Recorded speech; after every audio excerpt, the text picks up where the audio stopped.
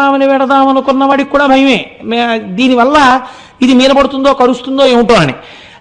ఆ తేనెటీగ యొక్క లక్షణం ఎలా ఉంటుందంటే, పురాణ ప్రవచనములకు సెల్ ఫోన్ జేబులో పెట్టుకొచ్చి అస్తమానం మోగుతున్నా కట్టాలన్న ఇంగిత జ్ఞానం లేని వాళ్ళే ఉంటుంది. కాబట్టి అది ఎందుకది ఇంకోని పాడు చేయడానికి పనికొస్తుంది. తేనెటీగ కూడా అందుకే పనికొస్తుంది. ఈ పట్టుకెళ్ళిన తేనెంతా ఏం చేసింది, పట్టులో పెట్టింది. పట్టంతా మూసింది. ఈ బిజీ అంతా దేనికి పనికొచ్చింది, కింద ఎవడో వచ్చి పొగట్టాడు, ఇవన్నీ పారిపోయాయి. వాడు ఆ పట్టు పిండుకుని తేనె తాగేశాడు తప్ప, తాను తెచ్చి దాచినటువంటి మైనపు గదులలో ఉన్న తేనెని తాను తాగలేని తేనెటీగ యొక్క జీవితం ఎటువంటిదో, సమయమును ఈశ్వరార్చనకు ఉపయోగించాలన్న ఇంగితమును మరచి కేవలం అర్థము కోసమే ప్రవర్తించిన వాడి జీవితము కూడా అంతే. అర్థము కావచ్చు, కామము కావచ్చు, ధర్మబద్ధము కావాలి, రెండు కాకపోతే వాడు పాడైపోతాడు. కాబట్టి ఇప్పుడు మీకు ఏది కావాలన్నిటికన్నా ప్రధానం శాంతము. ముందసలు మీరు ఏ పని చేస్తున్నా మీరు చక్కగా శాంతంగా కూర్చోడానికి మీరు అలవాటు చేసుకోవాలి. అందుకే బ్రాహ్మీ ముహూర్తాన్ని పూజ ఎంచుకుంది. ఇంకొక పనికి కుదరదు. ఆ టైంని బార్ చేసి పెట్టేసింది అంతే. మీరు చక్కగా పుస్తకం చదువుకోవాలి. నా చిన్నతనంలో, ఇప్పుడు అనడానికి నాకు సాహసం చాలదు, మా చిన్నతనంలో రాత్రి 9 దాటిన తర్వాత చదివితే ఒప్పుకునేవారు కాదు. అలా చదవడానికి వీలు లేదని పడుకోబెట్టేసేవారు. 3 అలారం కొట్టేటప్పటికి చక్కగా రాత్రి 7 అయ్యేటప్పటికో 6 అయ్యేటప్పటికో అన్నం పెట్టేసేవారు. 3 అయ్యేటప్పటికి అరిగిపోయేది. చక్కగా లేచి కూర్చుని మలయమారుతం వీస్తూ ఉంటుందిరా, చాపేసు కూర్చుని కుర్చీల్లో కూర్చుని చదవకండి. రేపొద్దున్న నువ్వు పెద్దవాడి అయిన తర్వాత కాసేపు బాసం పెట్టేసుకుని కూర్చోవాలంటే కాళ్ళు వంగవు, వెన్నుపాన్ నిలబడదు, శరీరాన్ని వహించే శక్తి శరీరానికి ఉండదు. చాపేసుకుని కావలసిన పుస్తకాలు ఏవి చదువుతావో ముందే ఎంచుకుని తెచ్చి పక్కన పెట్టుకుని ఒక పుస్తకం తర్వాత ఒక పుస్తకం చదువుకుని అన్ని పుస్తకాలు మళ్ళీ తీసి గూట్లో పెట్టుకుని చాప చుట్టి ఒక మూల పెట్టి నీ పని మీద వెళ్ళిపో. అలాగే ఉండాలంతే. చాప వదిలేయడం, పుస్తకాలు వదిలేయడం కుదరదనేవారు. బహుశా చిన్నతనంలో అలా కూర్చోబెట్టారు కాబట్టి ఇవాళ ఒక 2 గంటల ప్రసంగం చెయ్యాలంటే ఈ శరీరం ఇలా కూర్చుంటోంది. లేకపోతే ఇది కూర్చుంటుందా? ఇది కూడా కుర్చీలకు అలవాటు పడిపోయి ఉంటే కూర్చోలే, కుర్చీ వేయండి మాట్లాడతానన్నారు. కాబట్టి శాంతము, మనస్సు ఉద్రేకము చెందనటువంటి స్థితి కావాలి. ఈ మనస్సు ఉద్రేకము చెందకుండా ఉండేటటువంటి స్థితి అయినటువంటి శాంతమును పొందాలంటే మీకు దేని మీదకి వెళ్ళిపోవాలో తెలుసా అండి? మీ కష్టాన్ని, మీ సుఖాన్ని చూసేవాడొకడు ఉన్నాడు అన్న నమ్మకం మీకు ఉండాలి కదండి. మీరు చూడండి, బజారు చాలా హడావిడిగా ఉంటుంది, ట్రైన్ టైం అయిపోతూ ఉంటుంది, బస్సు టైం అయిపోతూ ఉంటుంది. లేకపోతే వీళ్ళు కారు దిగేటప్పటికి train is about to leave platform number 1 అని అనౌన్స్మెంట్ అవుతుంటుంది. తండ్రి ఒరే రా రా కొడుకు చెయ్యట్టుకు లాక్కెళ్ళిపోతుంటాడు. నానా బిస్కెట్ల ప్యాకెట్ కొను అంటాడు కొడుకు. ఎందుకంటాడు? వాడికి ఏం బెంగలేదు, ఆ ట్రైన్ ఎక్కించడం వాళ్ళ నాన్న పూచి. అయితే నువ్వు కొడుకుని 7 వదిలేసి వెళ్తాడు తండ్రి. చచ్చినట్టు ఎత్తుకుని పట్టుకెళ్ళాలి వీడిని హఠం చేస్తేను. అందుకని ఒక యోగక్షేమాలు చూసేవాడు ఉన్నాడనుకోండి, వీడు ఎంత హాయిగానైనా కూర్చుంటాడు. పసితనం అదే. ఇక్కడ భస్మధారణ చేస్తే ఏమవుతుందో తెలుసా అండి? రోజు భస్మ పెట్టుకోవడం అలవాటైపోతే ఇక్కడ నా స్వామి శంకరుడు ఉన్నాడు, సృష్టికర్త, స్థితికర్త, ప్రళయకర్త, నాకు కావలసినదేదో నిర్ణయించి నన్ను అనుగ్రహించడానికి ఈశ్వరుడు ఉన్నాడు. ఇక్కడ పెట్టుకున్నారు. నన్ను మాయ కమ్మకుండా, నేను అడిగినవన్నీ ఇవ్వకపోతే మళ్ళీ శంకరుణ్ణి తిట్టకుండా, అమ్మవారు రే నీకు అవసరమైంది ఇవ్వడం ఆయనకు వచ్చురా అని చెప్పడానికి బొట్టు రూపంలో ఆజ్ఞాచక్రం మీద ఆవిడుంది. నా తల్లిదండ్రులు ఇక్కడే ఉన్నారు, నా బుద్ధి యందు ఉన్నారు. ఇంకా నేను దేనికి భయపడాలి, దేనికి ఉద్రేకపడాలి? ఎవడో ఉద్రేకపడ్డాడు, అది వాడి కర్మ. నేను ప్రశాంతంగా ఉంటాను, నన్ను చూడ్డానికి నా స్వామి ఉన్నారు, మా అమ్మ ఉన్నది. ఇప్పుడు మీరు దేనిలోకి వెడుతున్నారు బాగా గమనించండి. మీరు శాంతములోకి వెళ్ళడం ప్రారంభమైంది. భస్మతో పాటుగా భావనానుసంధానము జరిగితే మీకు పరమ శాంతమైనటువంటి రూపము ఏర్పడుతుంది. ఇప్పుడు మీరు ఒక్కసారి మొదట్లోకి రండి. మీ మనస్సు తెల్లవారకట్ట పాల ప్యాకెట్ కోసం అని చెప్పి గేటు దగ్గరికి రాగానే అన్ని విభూతి పుండ్రాలు పెట్టుకున్న వ్యక్తి కనపడగానే మనస్సు ఒక్కసారి ఆనందంలో మగ్నమై, పొద్దున్నే చక్కగా అన్ని విభూతి పుండ్రాలతోటి శంకరుల్లా కనపడ్డాడు ఎవరో ఆయన అని మీరు ఆనందపడిపోయారా లేదా?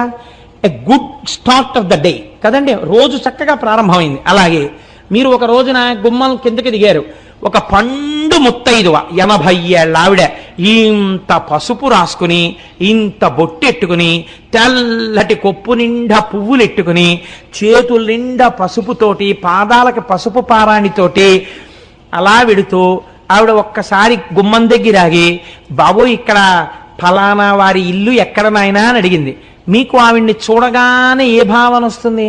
బా ఇవాళ ఈవిడ్ని చూస్తుంటే పార్వతీదేవిని చూసినట్టుంది అని మీరు దగ్గరికి వెళ్ళే, అమ్మ మీరు ఇలా వెళ్ళండి, నేను రానా అమ్మ చూపించినా, ఇక్కడ ఇలా కుడిపక్క తిరిగితే 3వ ఇల్లమ్మా, మీరు వారికి బంధువులు అవుతారా తల్లి అని ఒకసారి అడిగి, అమ్మ మిమ్మల్ని చూస్తే పార్వతీదేవిలా ఉన్నారు, ఒక్కసారి నమస్కారం చేసుకుంటానమ్మా అంటారు కదండి.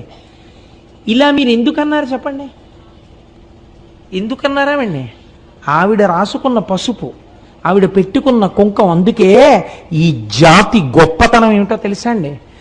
ఎంత కోటీశ్వరులు అవనివ్వండి, ఒక ఇంటికి వస్తే ఒక ఆడపిల్లకి పెట్టి పంపించేది నుదుటిన బొట్టు పెట్టి పంపిస్తారు. అలా పెట్టి పంపకపోతే అది కుసంస్కారం.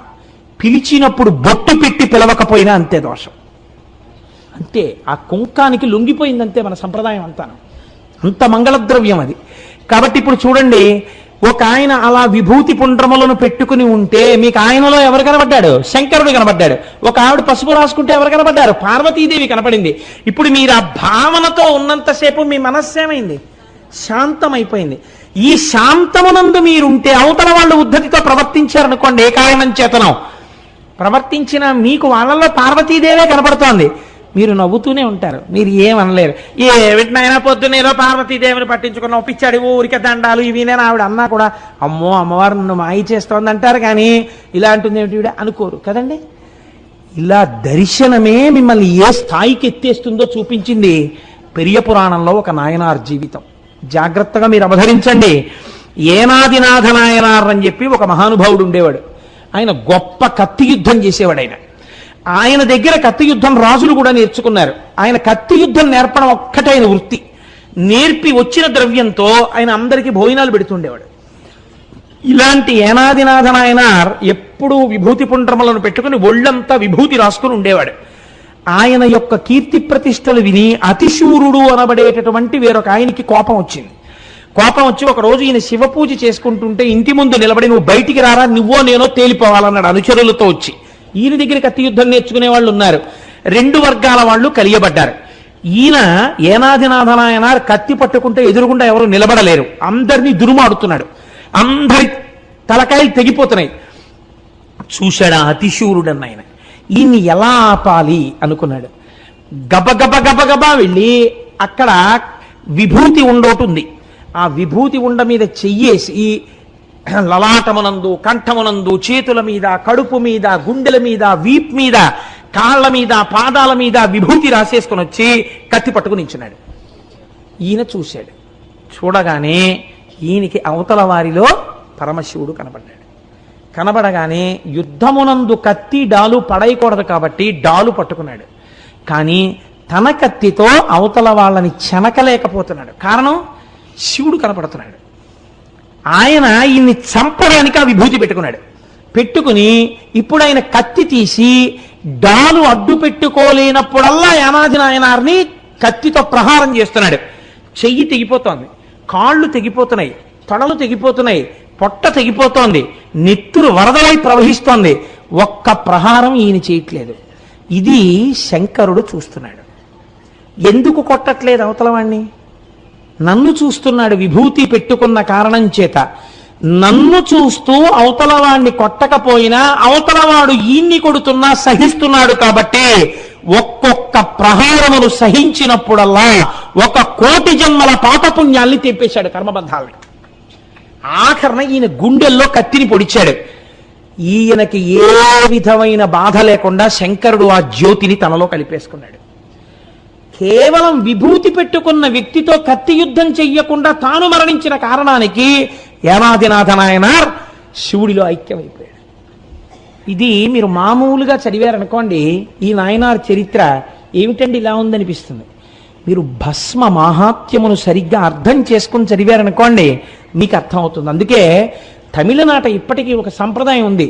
ఆడపిల్లకి పెళ్లి చేసి పంపిస్తూ ఉంటే ఆ పిల్లకి ఒడిగంటు అని పెడతారు. పంపించేటప్పుడు ఉత్తినే పంపరు, అందులో కాస్త విభూతి